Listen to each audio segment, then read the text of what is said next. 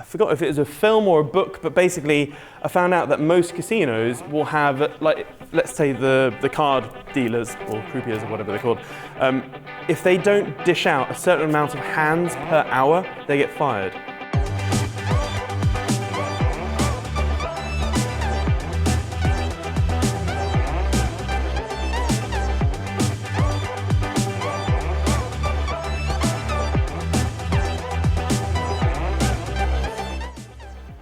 Because the casino knows that they know their expectancy and they know their variance, etc. So they know that if there is a card dealer who's slow, they're going to be losing X amount of £1,000 per hour from whatever. So let's say they're dealing one less hand per hour, times that over a year, how many tens of thousands of pounds is that? So they downgrade them to bartender or something. There's a really good, again, I forgot what book it was.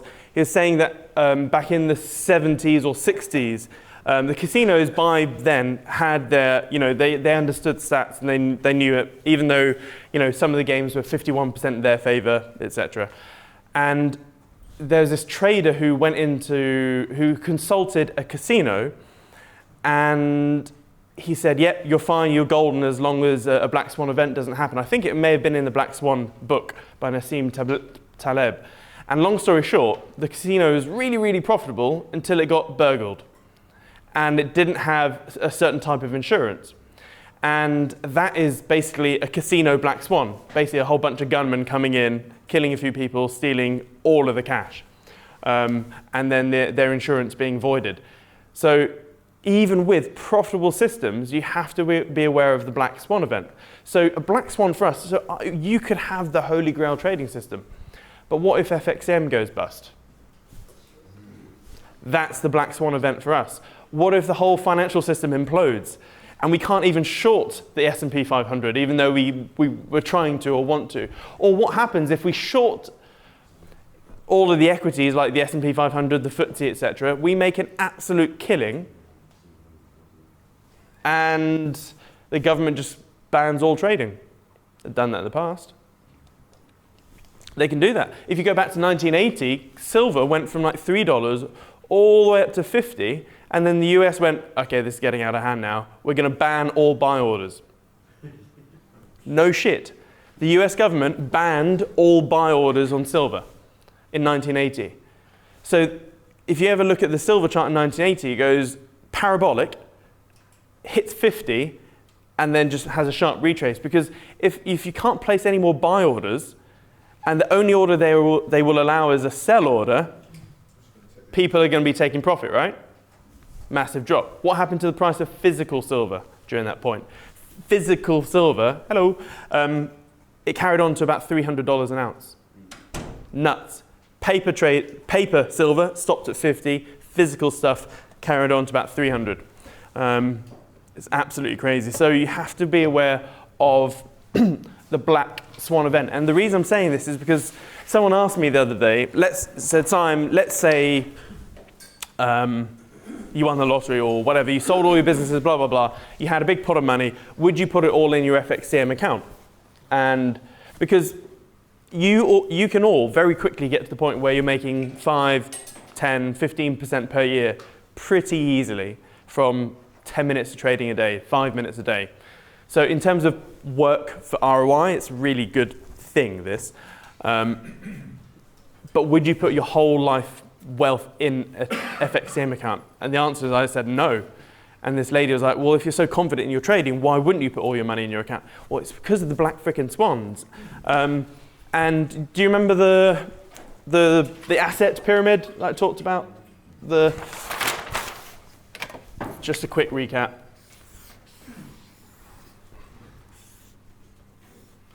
The only reason, there's a few new people here. So primary.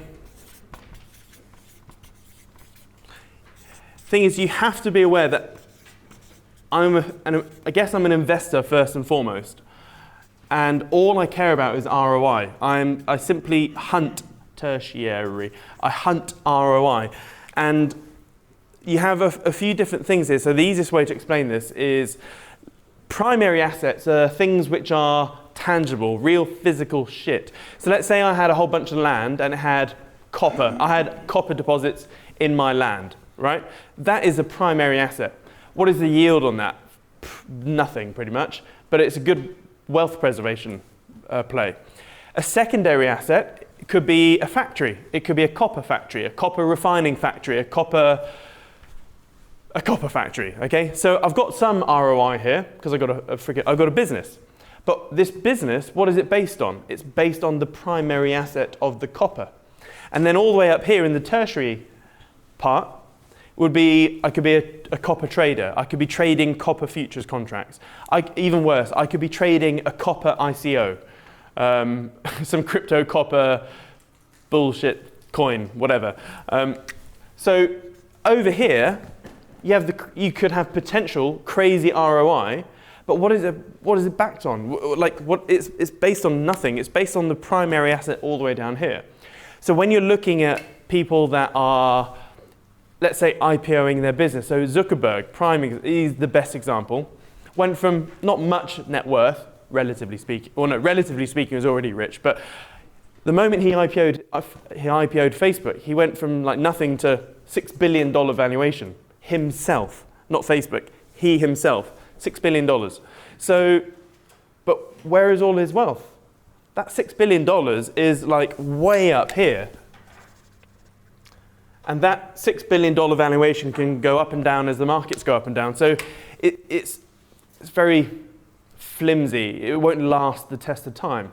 So what you see with so many billionaires is that most of the billionaires that you've heard of, Musk, Zuckerberg, Bezos, like all of these new rich billionaires, they're all up here in the tertiary. So what are they doing privately?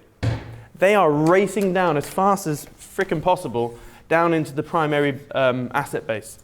Because they know that their lottery winnings in Amazon, Tesla, SpaceX, or whatever it may be, is up there and can come and go just like, yeah. I was going to say a crude analogy there, so I won't. Which is why Bezos is the US's biggest private landowner. Not many people knew that. Yeah.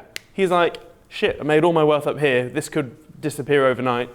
In fact, the government could actually, when you're looking at Amazon's getting very close to breaching some monopoly legislations.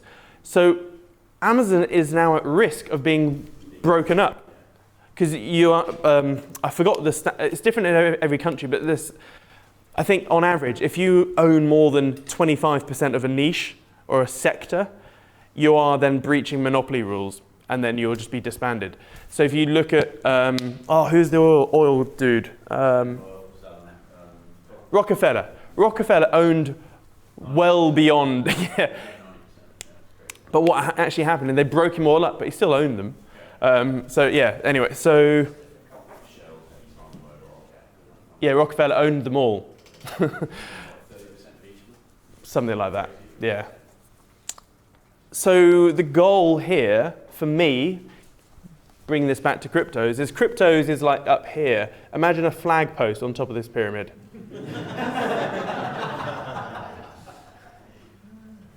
Ridiculous ROI. This is like our 1,000-hour return in a couple of years' time. Let's just be even safer. Within the next 5 years, this is Lambo Moon up here. But I don't want to stay up here. The only thing I want from cryptos is to diversify the bullshit profits up here into land and businesses. That is my sole game. And FXCM, I still consider FXCM up here as well. So yes, I would like to get to the point where, I've got some disposable income of a couple of million or whatever, to bung that there in an FXCM account. But, so this is a bit silly. The goal is to get £1 million disposable income. So if I lose it all, it's not going to hurt me. And then go large on that account. Tax-free.